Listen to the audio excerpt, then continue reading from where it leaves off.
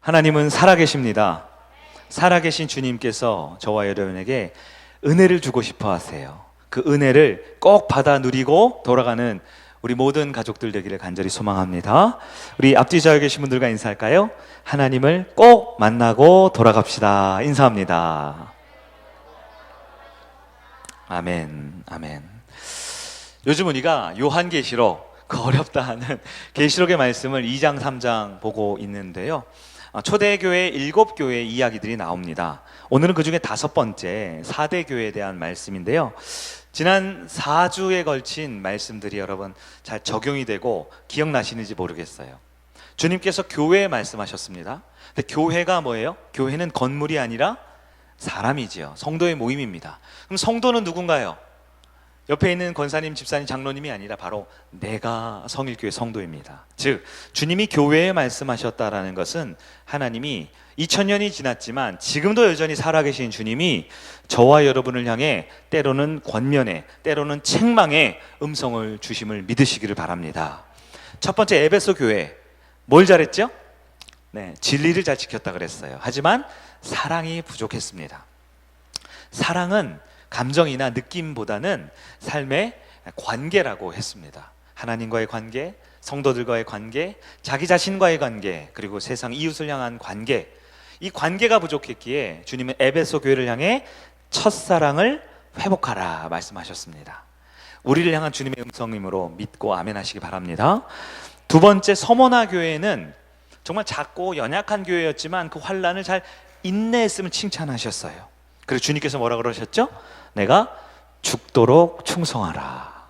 여러분, 죽도록 충성한다고 죽는 사람 아무도 없습니다. 오히려 모든 일은 대충 적당히 하려다가 이것도 저것도 아니라 다 무너지지요. 네, 믿음도 마찬가지입니다. 하나님 앞에 정말 충성, 그것은 정직하고 순결한 마음으로 진실하라 라는 믿음의 표현이에요. 하나님 앞에 그런 참 믿음 갖는 여러분 되길 축원합니다. 세 번째, 버가모 교회에 주신 말씀 뭔가요? 말씀을 붙들고 진리를 타협해서는 안 된다 말씀하셨어요. 발람의 교훈, 니골라 등의 교훈 설명 들으셨죠? 우리 가운데 인본주의적이고 세속주의적이고 물질 만능주의적인 이 세상의 가치관이 우리의 진리의 말씀을 흔들어서는 안 돼요. 우리는 연약합니다. 우리는 죄인이지요. 그러나 교회 안에 죄인은 용납되지만 죄가 용인돼서는 안 되는 것이지요. 우리 교회가 하나님 앞에 진리가 살아있는 교회가 되길 바랍니다. 지난주 두아디라 교회는 칭찬을 많이 받았죠. 근데 딱 하나 오게티가 있었어요. 바로 이세벨의 문제가 있었습니다. 즉 마음의 중심에 하나님을 두지 않는 그 우상 숭배의 상태. 네. 지금도 우리도 마찬가지입니다. 예배당에 남았고 주님을 바라보길 원하지만 우리 마음의 중심에 하나님이 아닌 다른 것이 있는 것, 그게 모든 죄의 근원이라고 했습니다. 다시 하나님 앞에 내 중심을 점검하는 칭찬받는 우리 성일교회가 되길 간절히 바랍니다. 네, 짧게 4주를 정리했어요. 오늘은 은혜의 공동체 5번째 시간입니다. 다시 일어서는 교회, 다시 일어서는 교회라는 제목으로 하나님 말씀에 큰 은혜와 또한 결단 있는 이 아침 되길 간절히 바랍니다. 우리 성일교회는 하나님이 보시기에 어떤 교회일까요? 우리 성일교회 성도들은 하나님이 과연 어떠한 평가를 해주실까요? 성도, 바로 나는 하나님 앞에 어떤 아들, 어떤 딸의 모습일까요? 7교회를 이렇게 전체적으로 보면요, 칭찬만 받았던 교회가 있어요. 칭찬만. 어떤 교회였냐면 바로 두 번째, 서머나 교회였습니다. 굉장히 작지만 인내하면서 그들의 진리와 신앙을 굳건히 지켰던 작지만 강했던 교회, 그 서머나 교회는 칭찬만 받았어요. 한편 칭찬도 받았지만 책망도 받았던 교회들이 있어요. 바로 에베소 교회, 버가모 교회, 두아디라 교회가 그러했습니다. 칭찬 반, 책망 반. 그래서 칭찬은 더 개발하고 발전해야겠지만, 지켜야겠지만, 책망받은 부분은 우리가 돌이킬 수 있는 주님의 음성이 있었다라는 거예요. 근데 오늘부터 살펴볼 4대 교회와 다음 주 빌라델비아 교회는 칭찬보다 책망이 훨씬 더 컸던 교회예요. 훨씬 더 컸던 교회예요. 왜 주님이 저한테 이런 설교를 시키시는지 모르겠어요. 저도 마음이 좀 불편한데요. 때로는 주님의 책망, 우리를 무너뜨리고 망하라는 말씀이 아니라 그랬어요. 우리를 다시 일으키시기 위해 우리가 이런 말씀을 우리 한자로 반면교사 삼아야 되겠잖아요. 또 타산지석 아시죠? 우리가 이런 단점과 약점과 연약한 모습을 오히려 기회로 삼아서 우리가 더 주님 앞에 진실하고 건강한 교회로 거듭나는 은혜가 있기를 바랍니다. 4대 교회, 오늘 5번째인데요. 이 4대 교회를 향해서 주님께서는 1절부터 아주 강한 어조로 책망하시면서 4대 교회는 죽은 교회였다 이렇게 말했습니다. 우리가 살펴볼 첫 번째, 죽은 교회란 무엇인가를 생각해 보아야 돼요. 오늘 본문 1절 말씀을 우리 읽었지만 다시 한번 본문을 보면서 요한계시록 3장 1절을 다시 한번 보도록 하겠습니다. 1절 시작.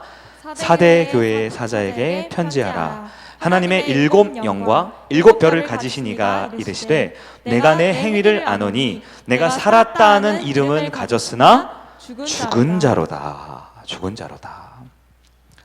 우리 주님께서는 성도들을 향해, 백성들을 향해 웬만해서는 후한 점수를 주시는 분이세요.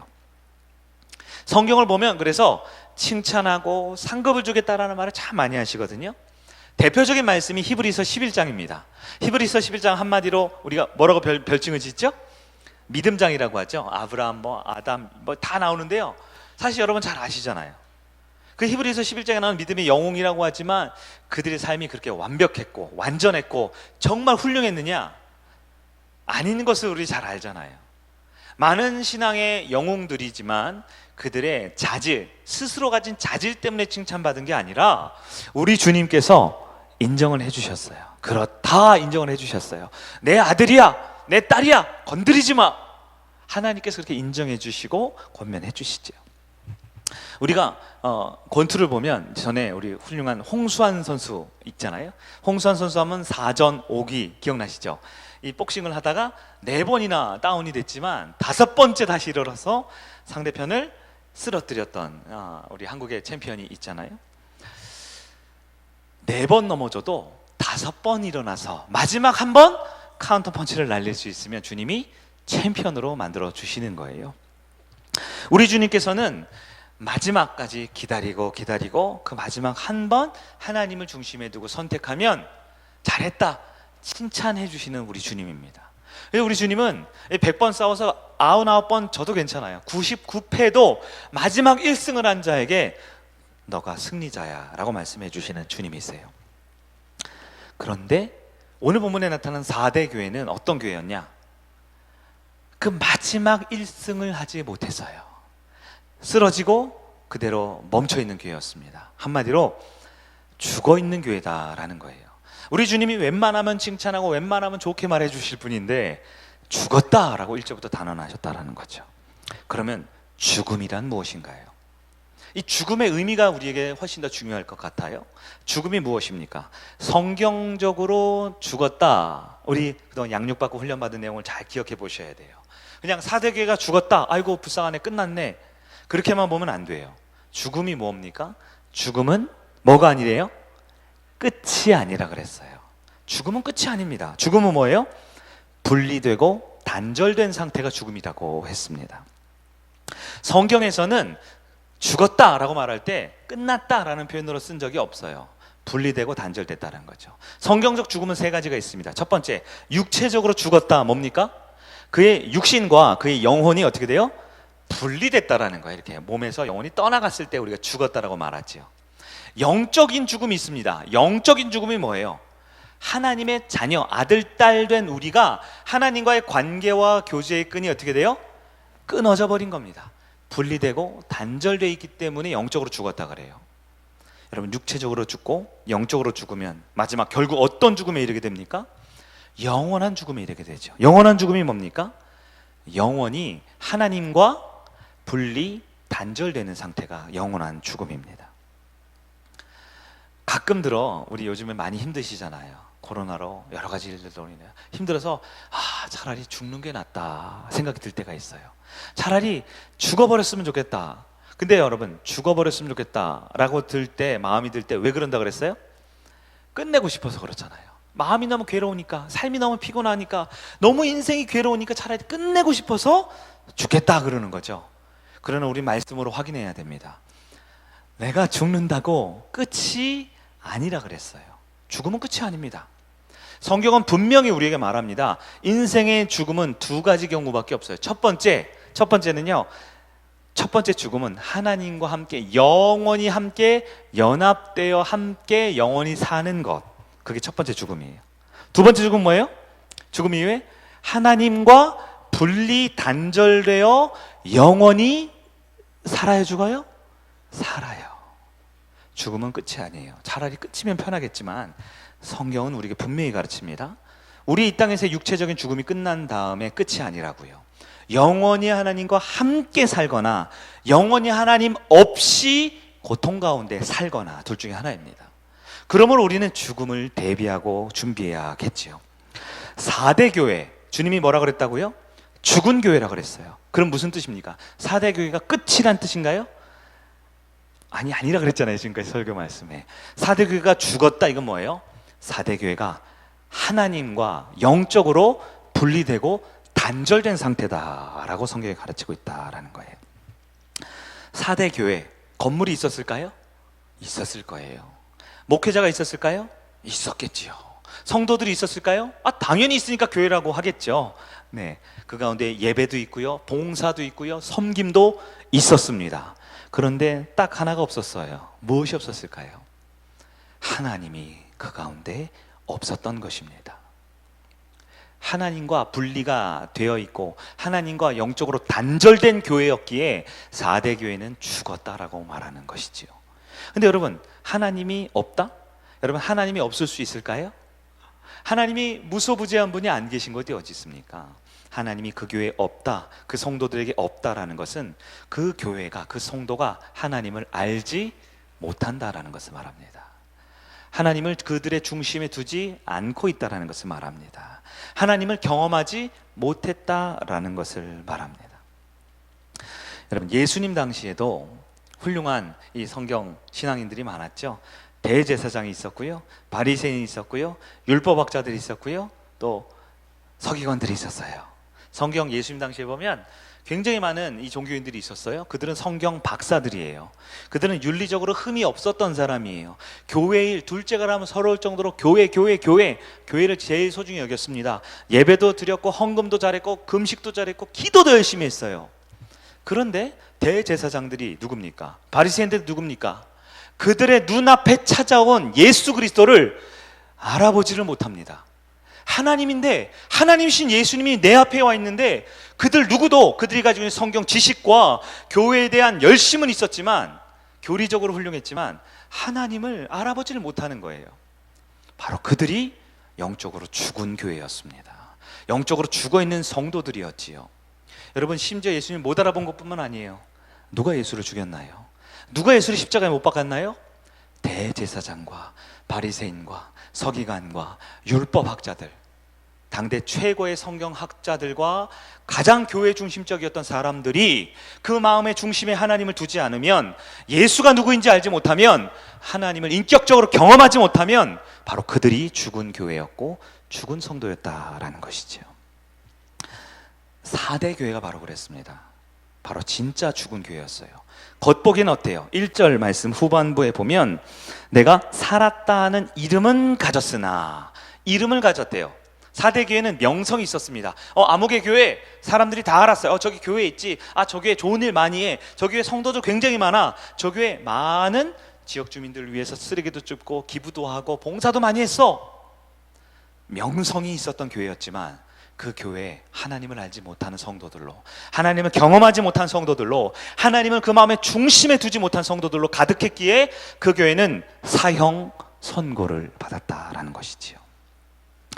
여러분, 우리는 어떠한가요?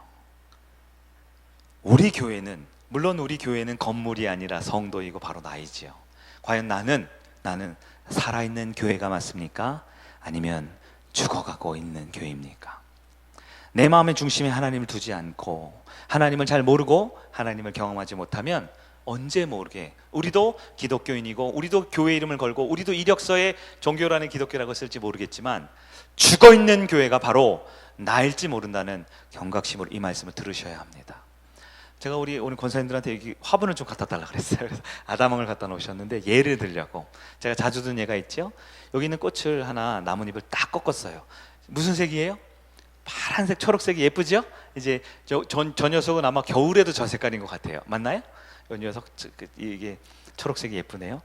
딱 꺾어서 이렇게 제가 여러분한테 보여드립니다. 이 나뭇가지는 지금 살아 있어요, 죽어 있어요. 살아 있어요, 죽어 있어요.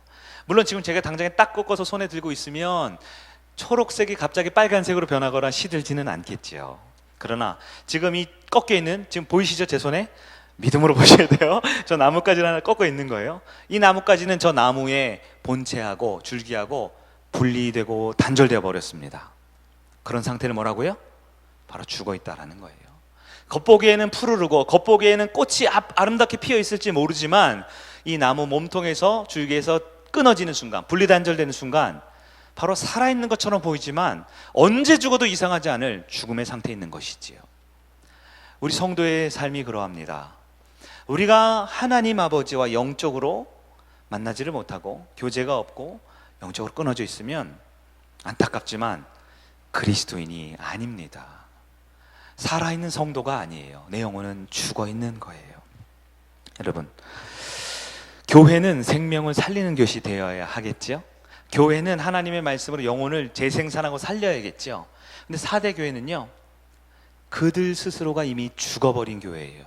사람을 살리기는커녕 한 사람도 살려내지 못하는 죽어있는 교회 그 자체였다라는 거예요. 여러분, 말씀을 한번 비춰봅시다. 주변에 있는 분들 보면 안 돼요. 말씀은 오늘 나에게 주신 하나님의 음성입니다. 내 영혼은 하나님 앞에 살아있어요, 죽어있어요. 우리 아이들 살았니? 죽었니? 이 게임 있죠? 네, 내 영혼에게 한번 물어보세요. 오늘 본문에서 죽은 교회란 하나님과의 관계가 끊어져 있는 상태를 말합니다. 그러면 죽은 교회를 향해 주님께서 이미 끝, 사형 선고하고 말씀을 덮으셨을까요? 아니에요. 1절에 사망 선고를 하셨는데요, 2절, 3절, 4절, 5절, 6절 우리 주님께서 무엇을 하고 계실까요? 오늘 본문을 통해 할 수 있는 두 번째, 주님께서는 죽은 교회를 향해 심폐소생술을 하고 있다라는 것을 우리는 알 수 있습니다. 4대 교회는 죽었다라고 말씀을 들었어요. 그러나 주님께서 뭐라고 하실까요? 다시 살아나라 라고 말씀하고 있습니다. 이것을 강력한 충격요법이라고 할 수 있어요. 충격요법. 사망 선고가 아니고요, 충격요법. 이건 살리려고 하는 걸까요? 죽은 사람을 비난하려고 하는 걸까요? 충격요법은 다시 살리려고 그러는 거예요. 요즘 유행하는 드라마가 있어요. 슬기로운 의사생활, 줄여서 슬의생. 보셨나요? 네, 저희 아이들이 엄청 팬이에요. 슬의생. 근데 거기 보면요, 의학 드라마니까 응급실에 여러 가지 그 돌발 상황이 있는데요, 심정지, 심장이 멈춰버려서 응급실에 온 사람이 있어요. 여러분, 심장이 멈추면 살아있는 거예요, 죽은 거예요?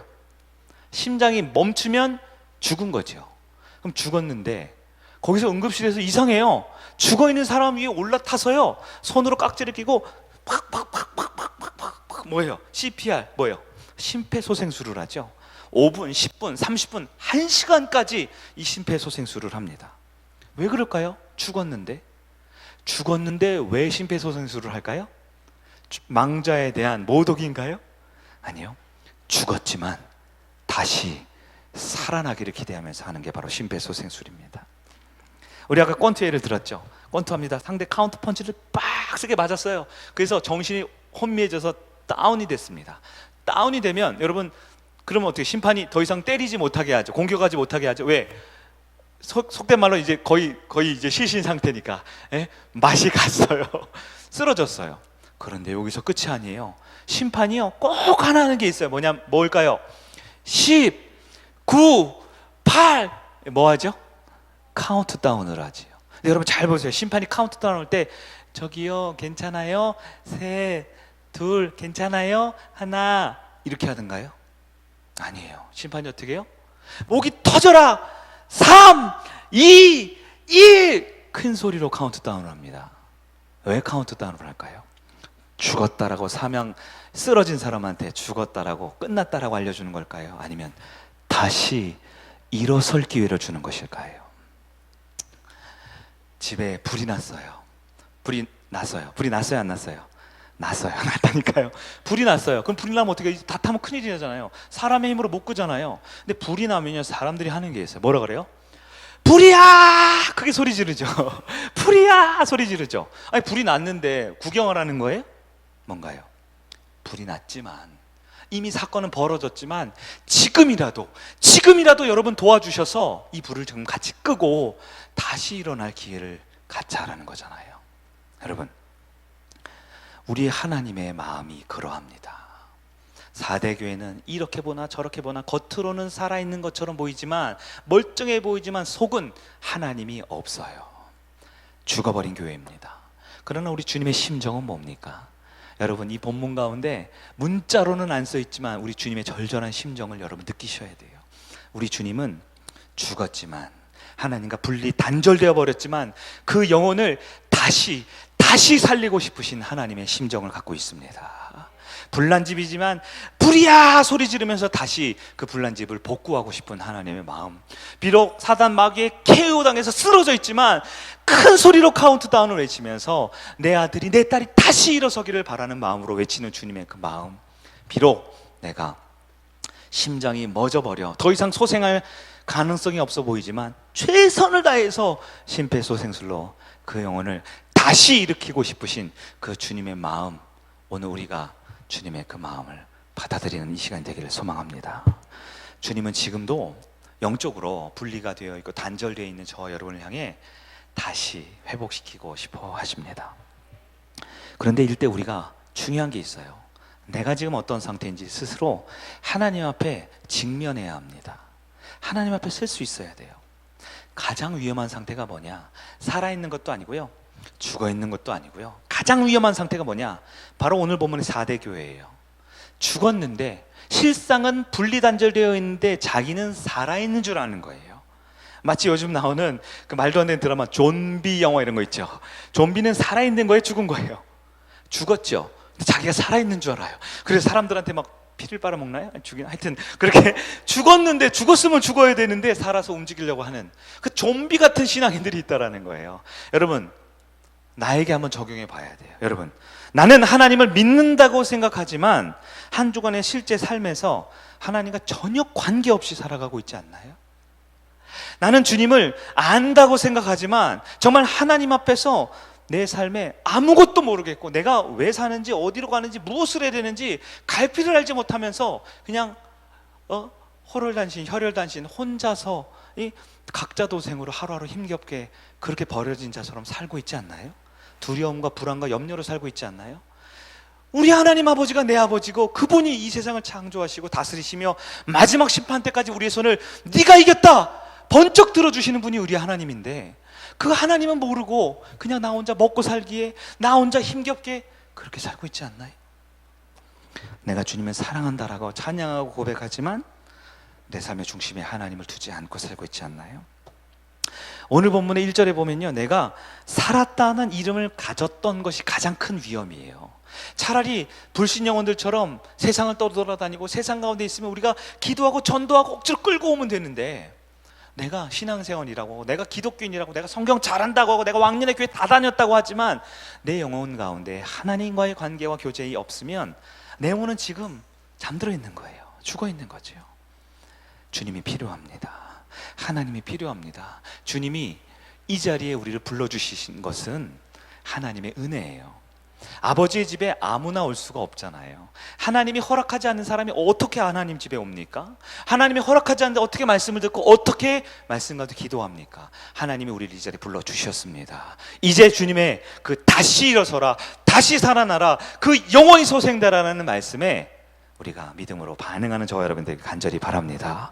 그러면 주님께서는 죽어가는 그 4대 교회를 향해서 살망 선고 이후에 2절, 3절, 4절, 5절, 6절 하면서 뭐라고 말씀을 해주셨을까요? 오늘 보면 2절과 3절 한번 읽어봅니다. 2절, 3절. 같이 한번 읽어볼게요. 시작. 너는 일깨어 그 남은 바 죽게 된 것을 굳건하게 하라. 내 하나님 앞에서 내 행위에 온전한 것을 찾지 못하였노니 그러므로 내가 어떻게 받았으며 어떻게 들었는지 생각하고 지켜 회개하라. 만일 일깨지 아니하면 내가 도둑같이 이르리니 어느 때 내게 이를지 내가 알지 못하리라. 아멘. 주님이 어떤 말씀으로 심폐소생술을 하시냐? 이 한글 성경 2절 3절에는 좀 선명하진 않지만 원어를 보면요, 2절 3절에 무려 5개의 중요한 동사가 쓰여 있어요.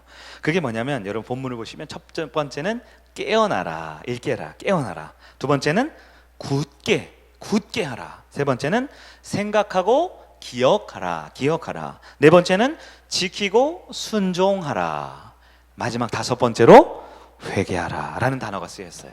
그런데 이 5개의 문장이 이 헬라어 원어 보면요, 이게 다 분사 구조로, 분서는 동사가 딱 하나예요. 동사가 딱 하나. 나머지는 동사는 행동이잖아요. 액션이잖아요. 동사하기 위해서 연결 구들이에요. 그럼 여기서 핵심 동사가 뭘까요? 핵심 동사는 5번째 있는 회개하라입니다. 어떻게 하라고요? 깨어나래요. 깨달으래요. 확실히 알래요. 왜요? 회개하기 위해서.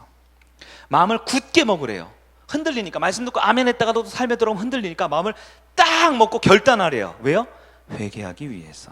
생각하고 기억하래요.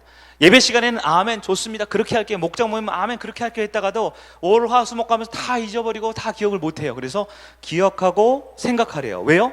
회개하기 위해서. 말씀 들은 바를 꼭 지켜내서 순종으로 옮겨내래요. 왜요? 회개하기 위해서. 여러분, 회개가 무엇입니까? 말씀 듣고 잘못했어요, 그러면 안 됐었는데, 또 안 됐었는데, 다음 주도 또 안 됐었는데, 그 다음 주도 미리 사전 예약을 해놨어요, 또 안 됐었는데. 여러분, 후회하는 마음은 회개가 아닙니다. 회개가 무엇입니까? 깨닫고 마음을 굳게 지키고 그 말씀대로 기억하고 생각해서 삶으로 지키고 순종하는 삶이 회개라는 거예요. 우리 주님께서는 결국 심폐소생술의 방법으로 무엇을 선택하셨어요? 회개를 선택하셨어요. 회개? 어디서 많이 들어본 것 같은데요? 여러분, 또 회개예요. 오늘도 회개예요. 에베소, 서머나, 버가모, 두아디라 한 번도 예외 없이 주님께서는 결국 교회를 향해, 아니 저와 여러분을 향해 오늘도 또다시 하나님 앞에 회개할 것을 촉구하고 있다라는 겁니다. 여러분, 그러면 회개는 누가 할 수 있을까요? 회개는 누가 할 수 있어요? 누가 할 수 있을까요? 잘 아셔야 돼요. 회개는 내가 할 수 있는 것이 아니랍니다. 성경에서 회개는 누가 할 수 있어요? 회개는 하나님이 시키시는 자가 할 수 있습니다. 하나님이 시키지 않으면 회개할 수가 없어요. 회개하고 싶은 마음 자체가 안 든대요. 혹은 회개하고 싶어서 와도 할 수가 없어요. 회개하고 싶은데 회개가 안 나와요. 뭘 기도해야 될지 모르겠어요. 왜요? 아직 하나님을 알지 못하기 때문입니다. 깨닫지 못했고, 마음을 굳게 정하지 못했고, 삶으로 기억해서 실천하지 못했기에 완성된 회개가 이루어지지 않는 것이지요. 제가 회개할 때마다 참 두렵고 떨리는 마음으로 이 말씀 자주 하죠. 사무엘상 2장에 있는 엘리와 두 아들의 이야기입니다. 엘리 제사장, 오늘로 따지면 저기 서울에 있는 큰 교회 담임 목사님이에요. 근데 그 엘리 제사장이 목회를 잘했는데 이 자식 농사에 실패했네요. 두 아들이 있습니다. 홈니와 비느하스라는 두 아들이 있어요. 근데 이 두 아들이 어떻게 돼요? 여러분, 당시 구약 때는 제사장이 뭐라 그랬어요? 세습이지요. 아버지가 제사장이면 시간 지나면 홈니도 제사장, 비느하스도 제사장이에요. 근데 아직 아버지가 멀쩡하게 목회하고 이렇게 교회하는데요, 홈니와 비느하스가 이 아버지, 대형교회 아버지가 갖고 있는 그런 특권들의 욕심이 생겨요. 성경에 보면 이런저런 지저분한 나쁜 일을 참 많이 저질렀어요. 그럴 때 하나님께서 이 홈니와 비느하스를 향해 어떻게 평가합니까? 이 이야기의 시작이에요. 우리 화면을 한번 보실까요? 사무엘상 2장 12절입니다. 엘리와 두 아들의 이야기의 시작의 첫 문장이 이거예요. 같이 읽어봅니다. 시작. 엘리의 아들들은 행실이 나빠 여호와를 알지 못하더라. 눈에 보이는 결과는 뭐예요? 사람들이 보기에 저 사람들은 행실이 나쁘다, 온갖 음란하고 부도덕적이고 나쁜 행동들을 다 했어요. 그러나 눈에 보이지 않는 진짜 중심이 뭐예요? 하나님을 알지 못하는 거예요. 홈니와 비느하스가 성경을 알지 못했대요? 교회법을 알지 못했대요? 교리를 알지 못했대요? 목장 모임하는 방법을 알지 못했대요? 무엇을 알지 못해요? 하나님을 알지 못했다. 하나님을 알지 못한 게 뭐예요? 바로 죽은 거라 그랬죠.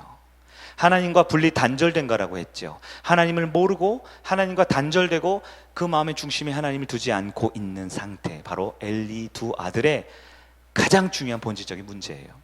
행실이 좋았대요, 나빴대요? 나빴대요. 근데 엘리와 두 아들만 행실이 나빠요? 우리도 행실이 나빠요? 인정이 안 되면 저를 보세요. 자, 엘리의 두 아들만 행실이 나빠요? 김 목사도 행실이 나빠요? 저도 행실이 완전하지 못하죠. 우리는 다 연약하잖아요. 우리는 다 범죄하잖아요. 우리는 다 죄인이잖아요. 그러나 아무리 범죄해도 하나님이 돌이키면, 하나님이 돌아오게 하면 하나님은 죄 없다 해주시는 주님이십니다. 그런데 그들은 행실이 나쁜 것이 문제가 아니라 더 심각한 문제가 있어요. 뭐라고요? 하나님을 알지 못하고 있는 거예요. 여러분, 하나님을 알지 못하고 하나님께 나오지 않으면 하나님이 어떻게 하세요? 인간은 노력하지만 하나님은 기다려주지 않아요. 이 이야기 결론이 뭐예요? 엘리 목사님이 얼마나 걱정합니까? 아들들아, 그러지 마라, 그러지 마라. 타이르기도 하고 매도 들고 막 경찰에 신고했을지 몰라요. 그런데요, 이 이야기의 결론이 뭘까요? 사무엘상 2장 24절과 25절을 읽어볼까요? 24절입니다. 시작. 내 아들들아, 그리하지 말라. 내게 들리는 소문이 좋지 아니하니라. 너희가 여호와의 백성으로 범죄하게 하는도다. 25절이요. 사람이 사람에게 범죄하면 하나님이 심판하시려니와 만일 사람이 여호와께 범죄하면, 자, 사람이 여호와께 범죄하는 게 뭐예요? 뭐예요? 기도 안 하는 거? 전도 안 하는 거? 아니에요. 하나님을 알지 못하는 거, 하나님과 영적으로 분리 단절된 거, 죽어 있는 것, 그게 바로 하나님께 대한 범죄이지요. 계속 볼까요? 누가 그를 위하여 간구하겠느냐 하되 그들이 자기 아버지의 말을 들었어요, 안 들었어요? 듣지 않았어요. 왜 안 들었을까? 이게 제일 중요합니다. 너무 두렵고 떨리지만 우리 읽어볼까요? 이는 시작, 여호와께서 그들을 죽이기로 뜻하셨음이더라. 아멘. 여러분, 하나님을 알지 못하고 하나님께 돌아오지 않고 하나님이 주신 기회를 붙들지 않고 내 자아와 내 생각으로, 내 성경 지식과 내 윤리 도덕성과 내 교회 생활에 대한 종교화된 습관으로 살려 하면 하나님께서 회개할 기회를 주어도 회개하지 않으면 주님께서는 그를 돌아오지 못하게 만드시는 하나님이세요. 누가 회개한다고요? 영적으로 죽어있는 우리였지만 심폐소생술을 통해서 다시 살리실 때 반드시 무슨 도구로 쓰신다고요? 회개란 도구로 쓰신다고요. 근데 그 회개는 누가 할 수 있다고요? 하나님이 회개를 시키는 자라고요. 사랑하는 여러분, 우리에게 적용해야 합니다. 우리가 오늘 이 자리에 이 많고 많은 교회, 이 많고 많은 날들과 시간들 가운데 우리 성일교회 12시 예배를 드리는 것은 내가 오고 싶어서 왔다고 생각하지만 하나님께서 허락하지 않으면 우리 자리에 올 수가 없어요. 하나님이 사랑해서 선택해서 부르신 자들이 이 자리에 와 있습니다. 이 자리에 불렀다라는 것은 하나님의 말씀으로 다시 기회를 주고 싶어 하시는 하나님이세요. 죽어있는 우리의 영혼, 김 목사라 할지라도 때로 하나님을 알지 못하고 하나님을 중심에 두지 않고 내 자아와 내 생각과 내 계획과 내 욕심으로 가득 차 있는 우리의 죄된 본성이 있지만 하나님이 우리를 다시 이 자리에 불러주셔서 말씀을 주시고 돌이킬 기회를 주고 있는 그 하나님의 심정을 받아들이시길 바라요. 그러면 주님은 우리에게 깨닫게 하세요. 우리에게 마음을 그래 결단해야지 결단하게 하세요. 그리고 그 말씀을 잊어버리지 않고 기억나게 하시고요, 그 말씀으로 지켜 순종하게 하심으로 결국은 우리에게 회개를 허락하시는 하나님 꼭 만나는 여러분 되기를 축원합니다. 그렇게 회개한다면 하나님께서는 죽었으나 살아났다라고 우리를 다시 살리시는 주님이십니다. 마지막으로, 그러면 하나님이 우리를 다시 살리실 때, 회개를 시키실 때 사용하시는 도구가 있어요. 그 도구가 무엇일까요? 하나님의 다시 살리시는 도구, 우리 4절을 한번 읽어봅니다. 4절 시작. 그러나 사대에 그 옷을 더럽히지 아니한 자 몇 명이 내게 있어 흰옷을 입고 나와 함께 다니리니 그들은 합당한 자인 연고라. 아멘. 여러분, 그래도 사대교회가 죽었대요. 건물이 무너진 게 아니고요, 예배가 없는 게 아니고요, 하나님을 알지 못하는 사람들로 가득한 교회였대요. 그런데요, 그 죽은 교회에도 진실한 성도가 몇 명은 있었대요. 남은 자들이 있었다라는 거예요. 바알에게 무릎 꿇지 않은 선지자들이 있었던 것처럼 사대교회 죽어 있지만 그 가운데 살아있는 자들이 있었대요. 여러분, 세상은 예수님을 볼 수 있나요? 예수님을 못 봐요. 그래서 세상은 예수님을 보지 못하니까 누구를 봐요? 예수를 믿는다는 나를 보고 있습니다. 세상은 기독교를 볼 수 있나요? 기독교는 과연 어느 동네에 있는 게 기독교예요? 예? 어느 대학교처럼 어떤 동네에 있는 거예요? 예? 기독교는 어디 있습니까? 하나님은 어디 있습니까? 교회는 어디 있습니까? 지나가는 사람은 이 성일교회 이 건물을 보면서 교회라고 할지 모르지만 그건 교회가 아니잖아요. 교회가 어디 있고 기독교가 어디 있고 하나님이 어디 있습니까? 그건 다 하나님을 믿는 우리들의 모습에 기독교가 있고 우리의 모습에 하나님이 있고 우리의 모습이 바로 교회다라는 거죠. 여러분, 세상이 볼 때 오늘날 기독교를 세상의 빛이라고 말합니까? 아니면 이 세상의 빛더미라고 말합니까? 교회를 보면서 어떻게 기뻐하면서 세상의 빛처럼 이렇게 바라보면서 기대를 합니까? 아니면 세상의 골칫덩어리라고 비난하고 욕을 합니까? 교회가 썩었다, 기독교가 무너졌다, 이게 이 3인칭 전지적 작가 시점으로 얘기하시면 안 돼요. 그 교회가 나거든요. 그 기독교가 바로 나예요. 내가 하나님을 알지 못하고 내가 하나님 중심으로 옷 살았기에 오늘날 기독교와 오늘날 교회가 비난받고 욕을 먹는 것이지요. 여러분, 하나님은 눈에 볼 수 없지만 하나님의 마음의 중심에 두고 살고 우리는 보고 있는 거예요. 죽은 교회, 죽은 성도이지만 하나님이 살리실 때는요, 눈에 보이는 동역자들을 통해서 살리십니다. 우리 성일교회 안에도요, 하나님이 선택하고 하나님이 살리고 하나님이 귀하게 쓰시는 영적 리더들이 있어요. 우리 목자님들이 계시고요, 우리 팀장님들이 계시고요, 우리 제자 훈련 받은 리더들이 있습니다. 여러분, 그들이 여러분을 위해서 기도하고 있어요. 한 발짝 더 멀리 뛰고 있어요. 더 먼저 솔선하면서 땀 흘리고 있어요. 여러분, 그래서 우리 성일교회 때로는 살아있는 자도 있고 때로는 잠들어 있는 자도 있지만 하나님께서 우리에게 함께 말씀 가운데 하나 될 때 우리 교회를 다시 살리시고 싶어 하시는 주님을 믿으시기 바랍니다. 그래서 교회는 공동체가 중요한 거예요. 예배도 중요하고 모임도 중요하지만 보이지 않는 그 공동체가 중요해요. 우리 계속 외치죠. 교회를 다니지만 말고 뭐가 되라고요? 우리가 교회가 돼야 돼요.